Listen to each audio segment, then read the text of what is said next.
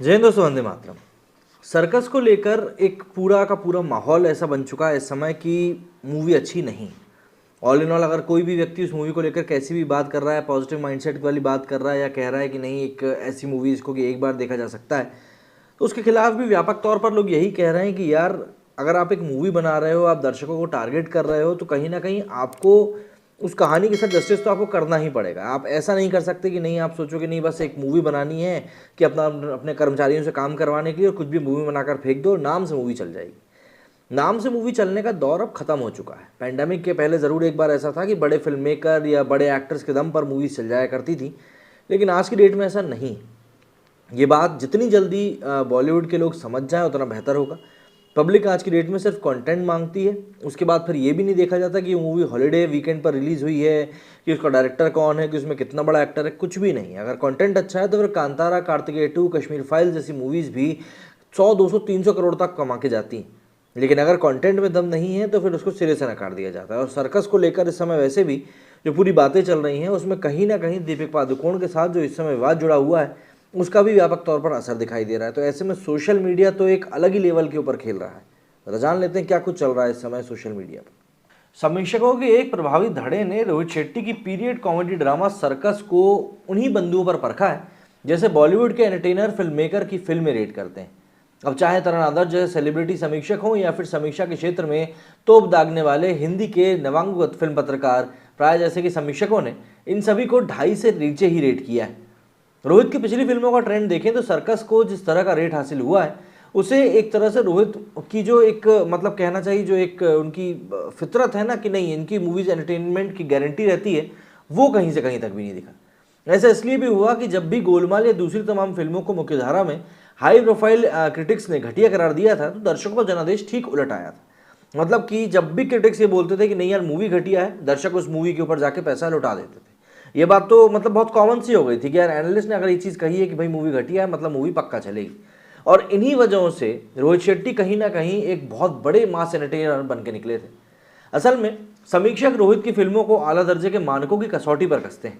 कहानी, एक्टिंग, संवाद, ये सभी मुद्दों पर चूंकि रोहित शेट्टी मसालेदार एंटरटेनर बनाते हैं, तो स्वाभाविक सी बात है कि उनकी फिल्में हाई प्रोफाइल मानकों पर औसत ठहर जाती हैं, क्योंकि बिंदुओं में मास पॉकेट के ऑडियंस की प्रतिक्रिया नहीं आ पाती। आप सर्कस की तमाम समीक्षा उठाकर देख लीजिए, किसी को कहानी आउटडेटेड और बेसिर पैर लगी है तो किसी को पहले हाफ में ह्यूमर ही नजर नहीं आया। कोई कह रहा है कि कुछ एक कॉमिक सीन्स हैं और ह्यूमर का डोज दूसरे हाफ में थोड़ा बहुत ठीक ठाक है। टाइटल तक पर यहाँ पर सवाल उठाने वालों की कमी नहीं। तमाम सिनेमा स्कॉलर्स को सर्कस के किरदारों के साथ मेकर्स का न्याय खुली आंखों से दिख रहा है। शुक्रगुजार होना चाहिए कि मुख्यधारा के ज्ञानी समीक्षकों ने सर्कस को 5 में से 0 पॉइंट देकर रेट नहीं किया। रोहित चाहे तो इस बात को लेकर झुककर सलाम कर सकते हैं, बावजूद कि उन्होंने फिल्म को लेकर कभी दावा नहीं किया कि वो स्पेशली नेशनल अवार्ड या ऑस्कर विनिंग फिल्म लेकर आ रहे हैं, बल्कि रिलीज से पहले यही कहा कि सर्कस बस एक टाइम पास मूवी जिसका मकसद सिनेमाघरों में दर्शकों का मनोरंजन करना है। स्वाभाविक है कि रोहित की फिल्में अवार्ड के लिए नहीं बनती, और ये उनका सौभाग्य ही है कि अवार्ड विनिंग फिल्मों की समीक्षा करने वाले ज्ञानी समीक्षकों ने 3 पॉइंट देकर उनको रेट किया है। अब ये कोई कम बड़ी बात नहीं है, आप इस बात को ऐसे समझिए। दरअसल सर्कस के लिए सबसे खराब बात दर्शकों के एक धड़े का रणवीर सिंह और दीपिका पादुकोण की वजह से विरोध करना भी है। विरोध का एक ट्रेंड मजबूत दिख रहा है। रणवीर और दीपिका से जुड़े तमाम जिन्न फिल्म की रिलीज के साथ ही जमीन से बाहर निकल आए हैं।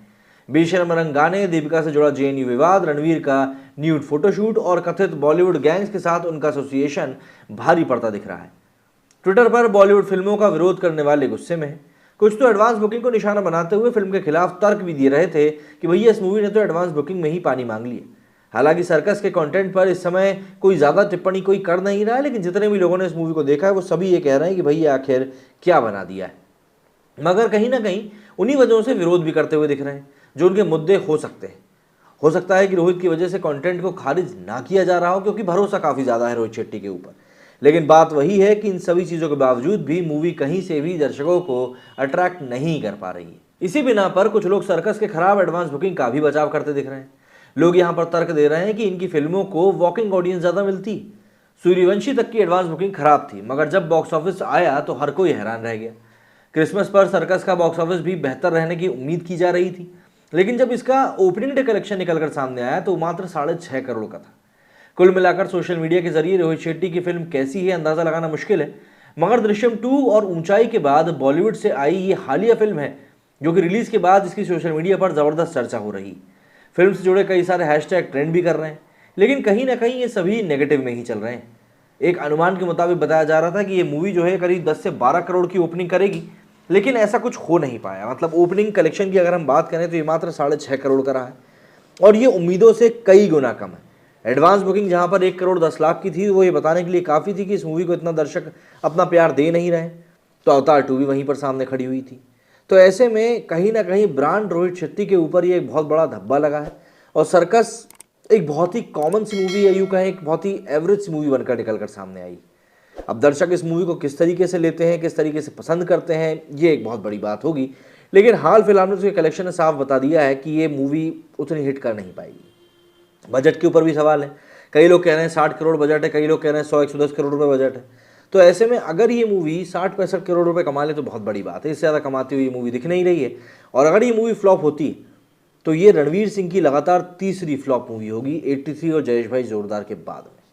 आप लोगों का इस बारे में क्या कहना है, कमेंट करके ज़रूर बताइएगा। मेरे स्टूडियो फिलहाल इतना ही। जय हिंद, जय भारत।